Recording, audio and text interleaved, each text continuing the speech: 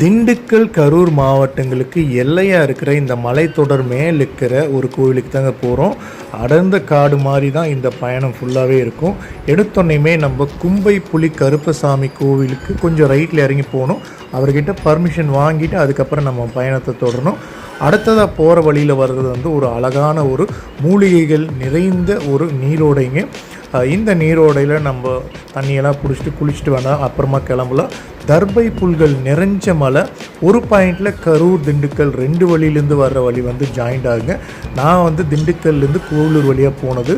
முக்கால்வாசி தூரம் இந்த கோவில் எங்கே இருக்குன்னே தெரியாது. நம்ம மலை உச்சிக்கு வந்தாச்சு. மலையோட சிறப்பு என்னென்னா 1500 வருஷம் பழமையான கோவில். ஆகாசம் பார்த்த சிவன் கல்கள்லாம் அடுக்கி வச்சு பாதுகாப்பாக வச்சுருக்காங்க.